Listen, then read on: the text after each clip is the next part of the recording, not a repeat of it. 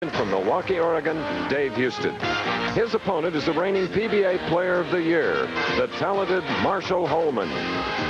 The winner will meet Miami's Rod Pasteur, hoping to win his first PBA title. In the semifinal game will be a strong throwing Texan. Also looking for his first PBA victory, Philip Ringener. Our tournament leader has 12 PBA championships to his credit. The huge left-hander from California, Steve Cook.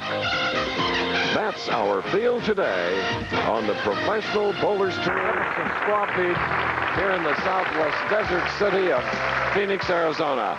An enthusiastic crowd all week. We're delighted to be back. We haven't been here for bowling in about 20 years. I'm Chris Schenkel.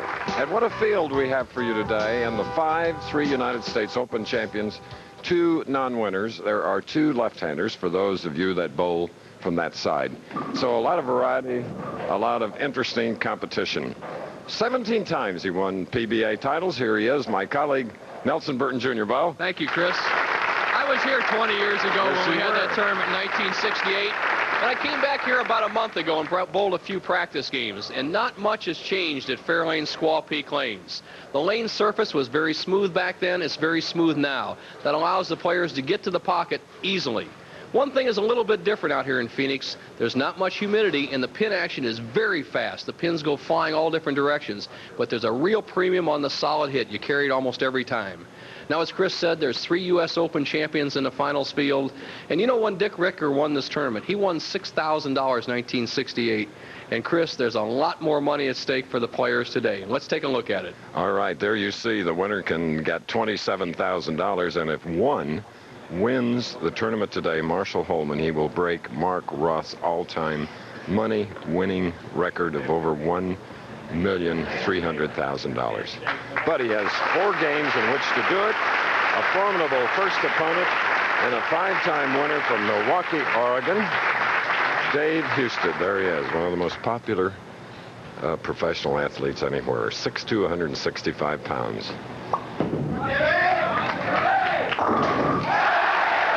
So he has put the pressure right on Marshall Holman, winner of 21 titles, 2 United States Opens. This is his 93rd television appearance. So, Bo, we have really gotten to know him. Marshall Holman, great player, can, as you said, become bowling's all-time leading money winner if he can win today. So smooth.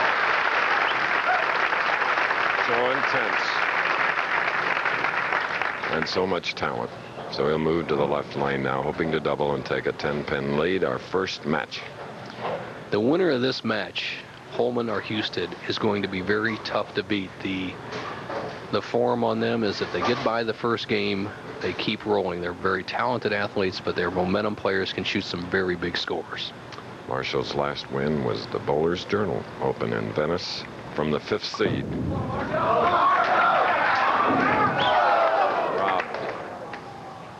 10-pin left lane.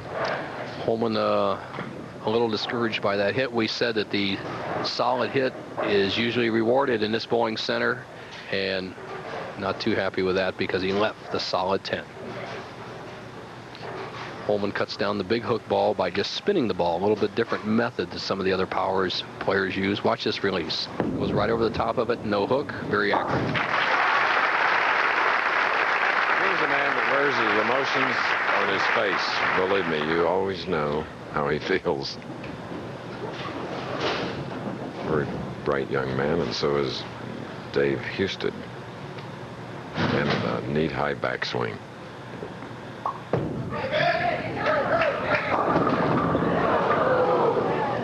And now he'll have to call on some split shooting talent, Bo. An unusual split, Chris. The ball comes in very light, and the ball hits the head pin, and normally the 2, 4, 8, 10 will be standing. Watch it. There's the 2, 4, 8, 10. A pin comes flying back by, takes out the 2 pin, makes it a little bit easier. He has to fit the 4 on the left side, into the 8, into the 10. Boom. So it's a disastrous open frame early in our very, very first match. The winner of this game, if you just joined us, will meet Rod Pasteur.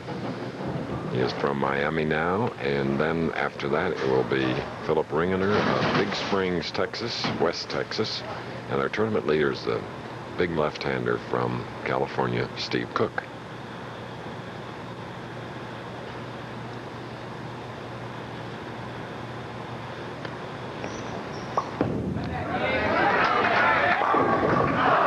Like Marshall, a solid 10 on the left.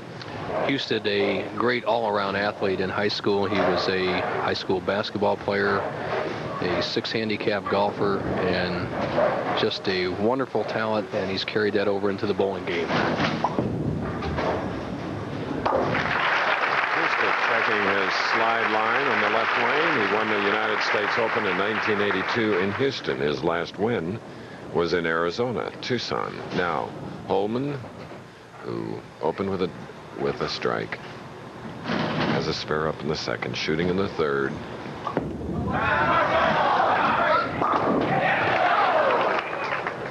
Sharply hooked into the pocket a little high, leaving the 7.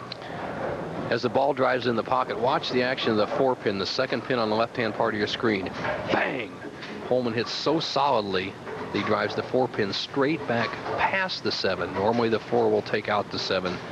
So Holman, even though he'll have a lead after converting the spare of 15 pins, has not had anything really good happen for him yet.